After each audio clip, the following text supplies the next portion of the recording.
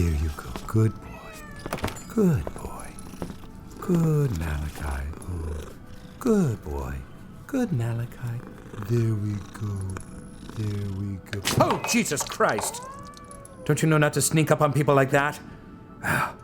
Damn it, you've made me spill my coffee on my turtleneck, and you've scared my cat, Malachi. He's very sensitive. Come here, boo-boo. Come here. Actually, this is quite funny. Malachi thinks he's a squirrel. Put the mic up to his little face. Or maybe it's a raccoon he thinks he is. Listen.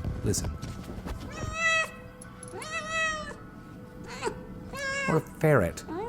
I'm not really sure what that sound is. Adorable. Come here, Malachi. Come here. Have some egg salad sandwich. It's your favorite. Here you go. Come. Ow! Shit! Son of a bitch! The little asshole bit my thumb. Oh! So if anyone would like to adopt a cat that thinks it's a rodent, please write us on the Twitter at Radio Rental USA. Oh, son of a... Shall we get to the tapes? Where's the next one? Which one would you like to listen to? Oh, here it is. Case number 111. Enjoy, my dearies.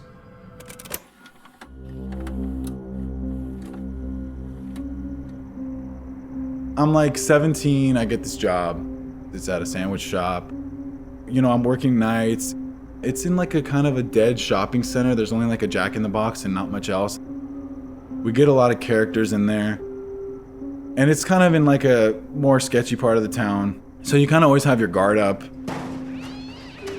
It was late. It was maybe an hour before we closed. Maybe we've had like 6 customers in the last 3-4 hours. It's like really dead. So this guy, he comes in. He looks nervous. And that makes me nervous.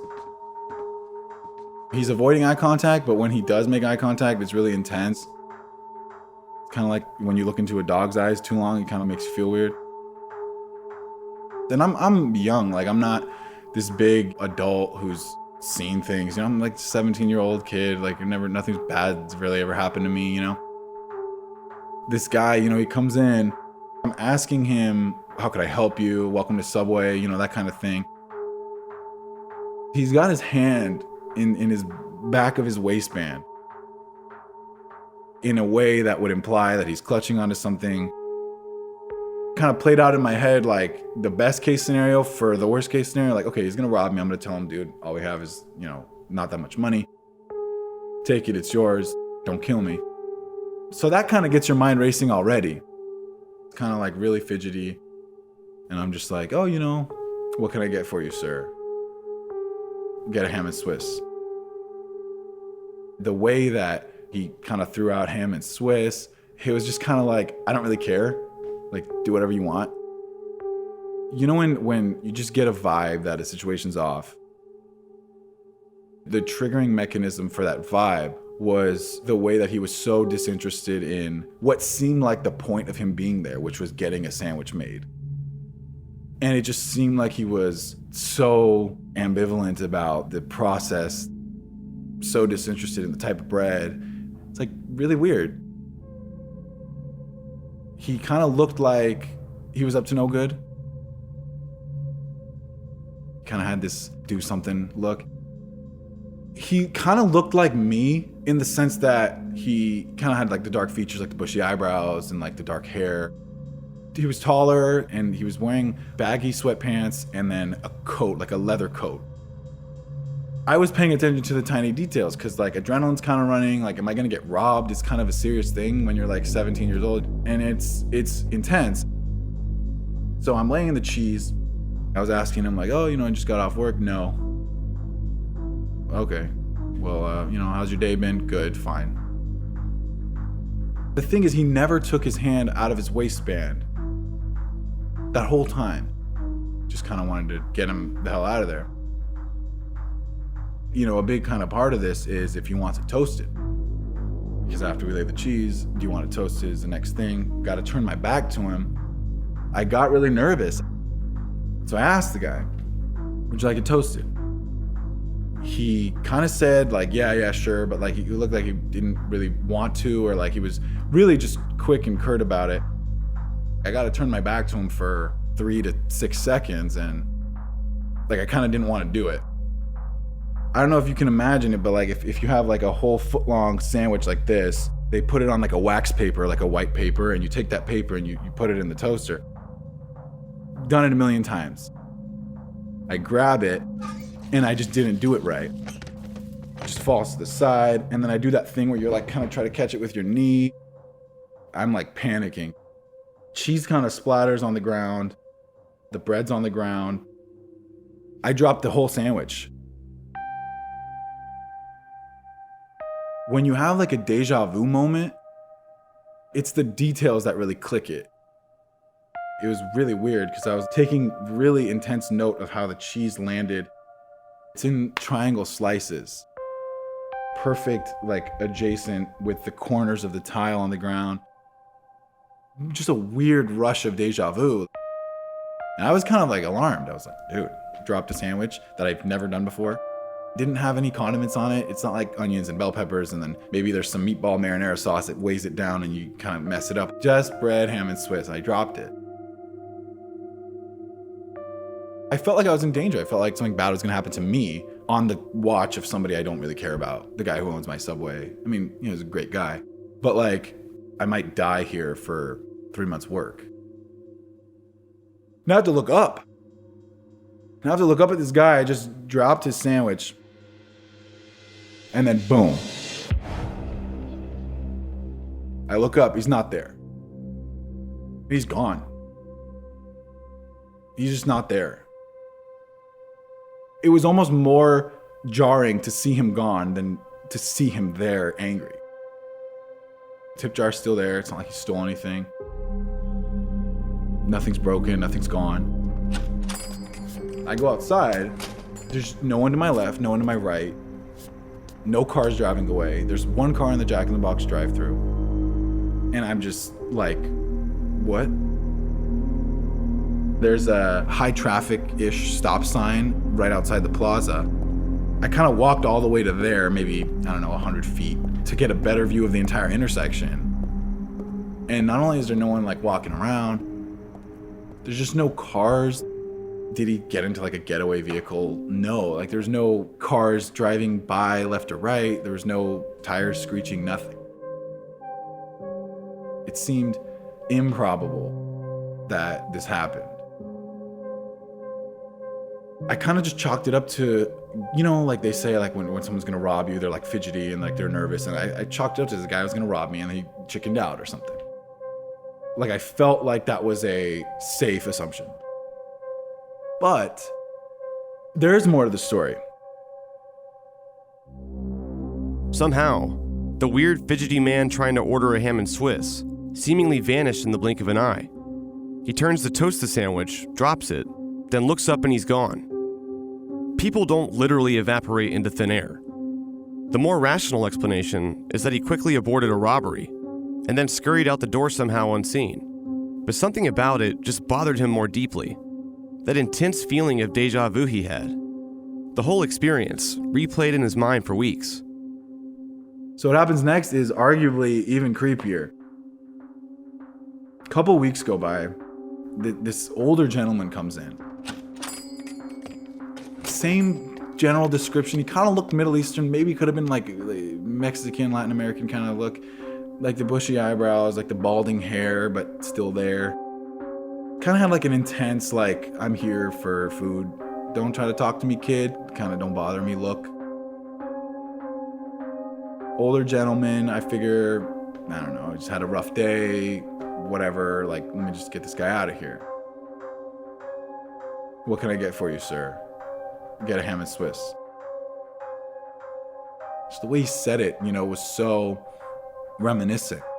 That nonchalantness was so reminiscent of the first guy. Just the way it brought back like this, holy cow, like just a weird rush of deja vu. The way he was walking in, the way he's talking, The way he's enunciating his like words, and it's just really weird. And I couldn't believe what I was seeing when he was reaching behind him, back of his waistband. Same way the other guy was doing. Couldn't believe it. I was like, there's no way that this is that much of a coincidence. There's no way. So he orders the ham and Swiss. Same as the other guy. The way I'm like peeling off the hams and the cheeses and like the way it's sitting, it's hard to describe, but like, you know, when you've done something so many times, you stop paying attention to when it's the same as before. It's just when it's off, you kind of realize it. Like, you know, you always have your phone, wallet, keys in your pocket. You never really remember when you check and they're there. You remember when you check and they're not there. I've done this a million times, but this time just feels weird. And I'm nervous. The adrenaline's pumping. So I'm laying the cheese and I'm thinking, I gotta ask this guy if he wants to toast it. I felt like the determining test, the climactic moment as to whether or not I was about to die that night, was me asking him if he was gonna have it toasted. Because I don't want to turn my back to him. I don't want to relive what just happened a couple weeks prior. So I asked the guy, would you like it toasted? And he's like, nah. Boom, automatic relief. Kind of looks at me, has like a kind of nonchalant demeanor. He's really chill about it, not in the mood for a toasted sandwich. For me, automatic, this must be safe. Like, it's just a coincidence, just chill out. Like, everything's fine. I wrap up the sandwich, cut it in half, put it in the bag, couple napkins, as I always do.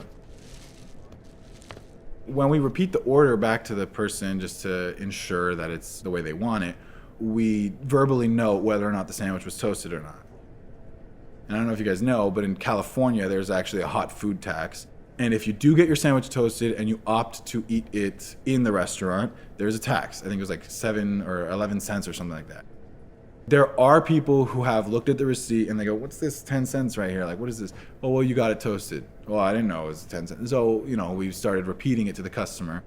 I'm feeling kind of on top of the world. I'm not going to die today. Everything's good. And I'm telling the guy, cool. So, you know, you got a ham sandwich, not toasted, with a bag of chips and a drink. And he's like, why do you specify that it was not toasted? Like, did it really bother you? Should I have got it toasted? Like, he's just joking around with me. I kind of explained this to him. And he was kind of just like, I did not get my sandwich toasted to avoid paying the tax. And I was like, oh, you know, obviously. He was kind of telling me like, I'm not that much of a cheap bastard, you know? And I'm just like kind of, you know, joking around as he's kind of exiting the door. And the door is the push to get out. He holds the sandwich up, curls his foot up against the door to kick it. He kind of looks at me. He says, I just didn't want you to drop it.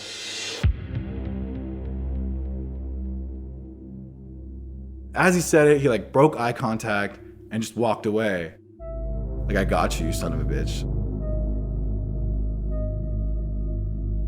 Immediately, I was like, what? Did he just say that? So rattled. Probably the most I've ever been. Like, he knew, like the whole time he had the situation under control, and he knew he was gonna just completely like ruin my life with that final comment. And he gave me like this feeling inside of like I'm being watched, like, or like somebody knows about me. And it was just like this weird all-knowing. Like he kind of had like this aura of like, I'm watching you, like I got you. And I felt trapped just with that one sentence. I don't know, I couldn't like figure out what the deal was and who or how I was like being messed with. I don't know. It seems really silly to say like this guy was a time traveler and he was the same guy from a couple weeks ago, obviously. But like, I don't know. I think I got kind of lucky. Nothing happened to me in this body of mine. Maybe in another world I got robbed. Who knows?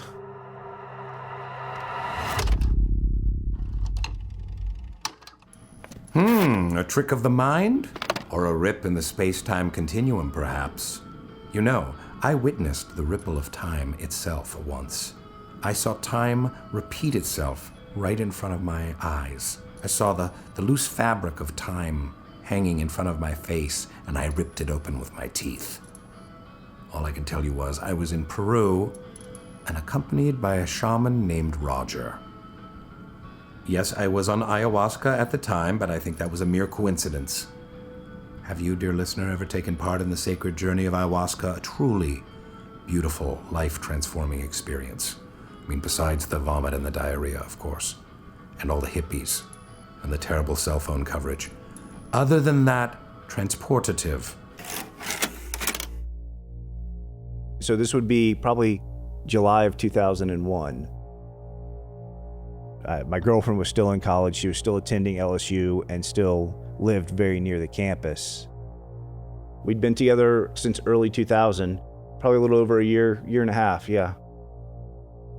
I'm at home having just gotten off of work, and my roommate is there with me. Some Kevin Costner movie had just come out on VHS, and Blockbuster was still the thing, and so we were going to do that evening, and then probably about 7 p.m., maybe 7:30, it's just starting to get a little darker, and my girlfriend gives me a call.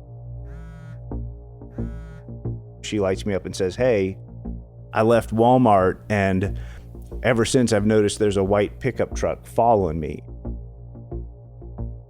You know, everybody has their moments, but she was a fairly rational woman. You know somebody, you know, when you're in a relationship that long, you kind of know somebody enough to know, all right, well, this isn't a typical reaction. This isn't like, hey, there's something a little weird. The tone in her voice is changing with every turn and every step of the way. She's like, "Baby, I'm really scared." Ultimately, I didn't want to keep her on the phone. I wanted her to focus on the vehicle, and my hope was that somewhere along the way, she's like, "Oh, you know what? He just turned off. All right, never mind." She thought if I turn enough, the situation's going to resolve itself. The dude's going to hang a left, I'm going to hang a right, or something like that. He'll pull over at a house, or maybe he'll realize he thought he was following a friend or something and just realize, oh, I'm following the wrong car. She was taking the direct path home, which is winding. As she took those turns, every step of the way, like she's like, "No, he's still with me. No, he's still with me." And you could hear it in her voice as it's building. It's occurring to her, this might be something more than just coincidence. She was a pretty tough individual. Like, she wasn't easily intimidated. She was a very tall woman. For her to break down about somebody following her, for her to start crying was for me to take it seriously enough to say, we've got to get out the door and do something. Once we had figured out, all right, somebody is following her, at that point we hustled on across town to try and intervene, interact, help any way we could.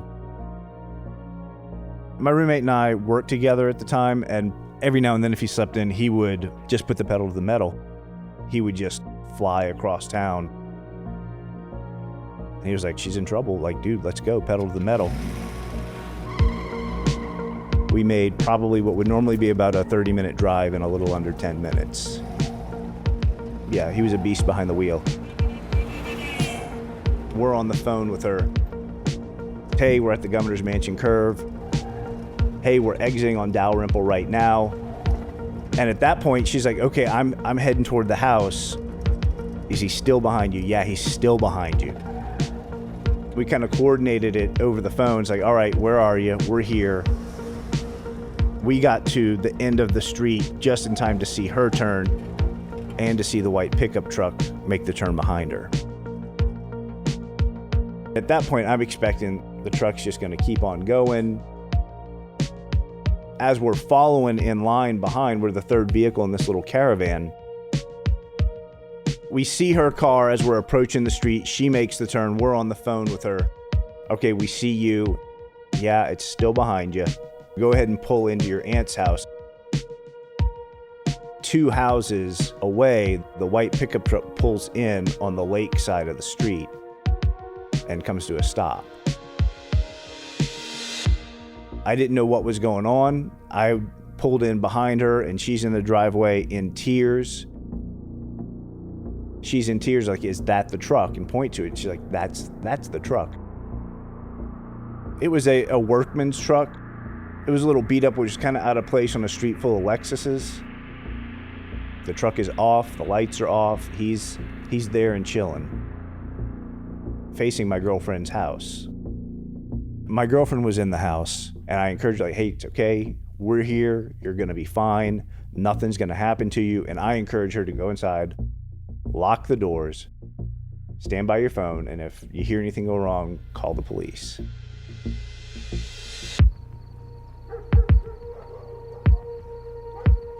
The way the lighting situation is on the lake at that time of day, it had gotten very dark. If you're not in the light from the street lights, you're pretty well concealed, and that's where we were. My roommate was on the lawn, kind of hidden in the shadows behind me.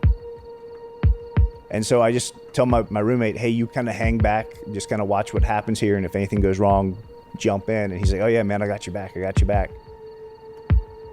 I'm just like, I gotta end this. And so I just marched to the end of the driveway, and where he could see me and I could see him, and made a line straight for him. Just kind of make myself seen at the end of the driveway, raise a hand, and start walking that way. It's after hours, so why is a workman's truck parked here on the lake? He's either following her, or he's either just a dude who needs to park and contemplate some stuff. Maybe he's having a rough day and needs to sit by the lake, or it's the worst case scenario. I'd be off on his left. I'm out the driver's window. I approach the vehicle and make eye contact with him. It's like, hey, dude. And he doesn't turn to me at all. He doesn't engage me at all. At this point, I can see the occupant, who's an African-American male. He's wearing a white-colored, like a t-shirt, like an undershirt. He's kind of sitting in kind of a rigid position to where he's not trying to turn his head to look at me. He's kind of following me side-eyed. He's trying to follow me out the corner of his eye, but keeping himself really kind of like in a rigid body posture. He ain't looking at me full on. He doesn't turn his body. He doesn't reposition himself. He doesn't roll the window down. But I just approached it and said, hey, man, I don't know what's going on. I don't know what this is. I don't know what you want. You're freaking her out. I don't know what this is, but you've got to go. You've got to leave right now. He doesn't engage me at all. He doesn't turn his head to look at me, kind of gives me a side-eyed look, pauses for maybe 5-10 seconds, and then cranks his truck and rolls out. The man in the white truck, whoever he was, had followed his girlfriend for miles. And after driving all the way into her neighborhood, he parks and just sits there, watching. Even with the man directly outside his driver's side window, he doesn't move a muscle. A few moments pass, he starts his truck and peels out of there. Though he didn't know the man driving the white truck, he had a sneaking suspicion of who it might be. From 2000 to 2003, it was pretty well known that there was a serial killer on the loose in Baton Rouge. The Baton Rouge serial killer, as he was called at that time. If you've ever seen like Zodiac, or I think it's Summer of Sam, the paranoia they try and portray in the cities, like, they don't underplay it, it's real. Every conversation about everything was the killer. Weird car at the end of the street, maybe it's the killer. Somebody broke a window at my job today, maybe it was the killer.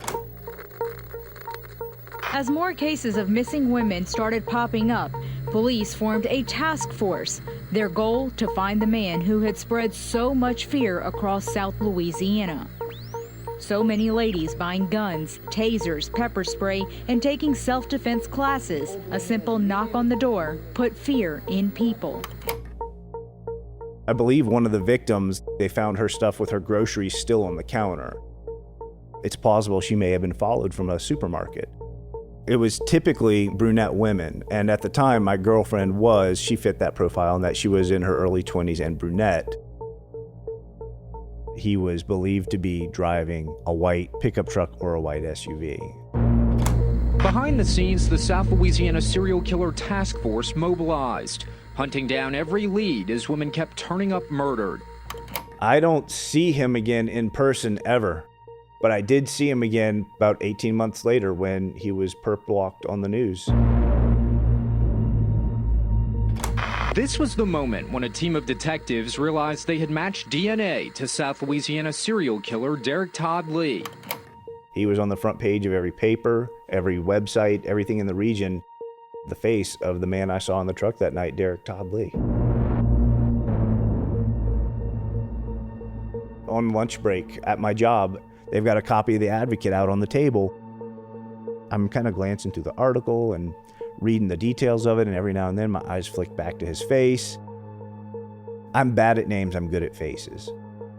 If we run into each other on the street, it's probably going to click, hey, don't I know you? Did we meet at so-and-so? Help me with your name again? That's right. Names I'm not great at, faces I'm good at. In that moment in the break room, I get a little shaky, I get a little sweaty, like, man. The newsprint in front of me, and it's like I'm walking toward the truck that night, and I can see it. I'm standing next to him, looking at him pretty rigidly in profile. You see the profile picture right up there with the mugshot. That's the guy. That's the guy who didn't want to look at me. That's the guy from the truck. Derek Todd Lee was the gentleman's name. I'm just kind of stumped and stymied and shocked and kind of off balance all at once, just because it's, man, I'm getting shaky a little talking about it. You get kind of weak all at once and kind of overwhelmed all at once, because it's just like, it's a human being with no qualms about murder. What's to stop him from cutting through me? There's so many ways that an individual like that could kill you that it's staggering. Even though you're human, you're nothing to them. These are murderers. This is a killer.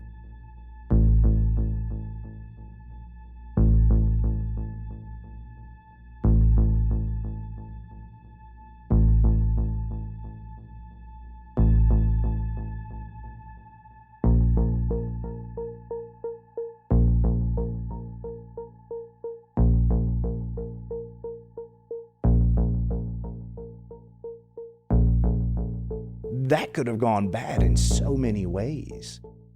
One of the victims was abducted from their home, probably within maybe 5 miles of the home that my girlfriend lived in at the time. We never think that we're gonna cross paths with a monster that the whole city's watching for, looking out their windows for. What are the odds that I'm gonna run into this one person who's stalking people, who's hunting people? What are the odds that that's gonna be me? You don't know who the stranger on the other side of the glass is.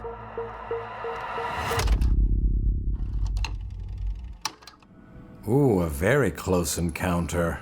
You know, I was once nearly in the grasp of a cold-blooded killer. Ted Bundy and I met in a bar in 1977.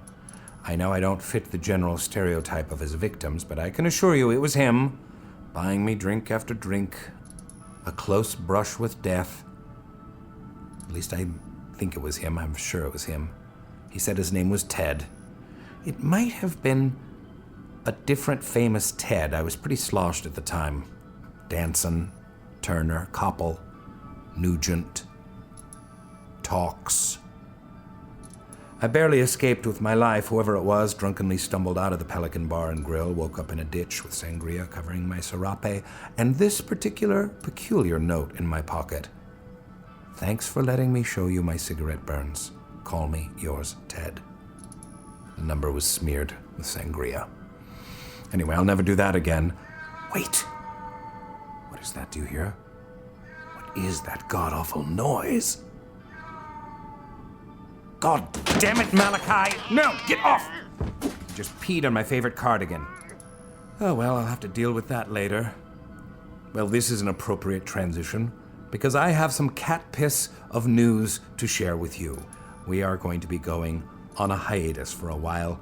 Next week will be our last week together, and Radio Rental will be on hiatus. We'll be back, though. Don't you fret. Don't you fear. It's simply that I need a vacation. I am going to sail away to the Dominican Republic. Rates are very low there for some reason. Also fantastic Mai Tais. And Malachi enjoys the chorizo.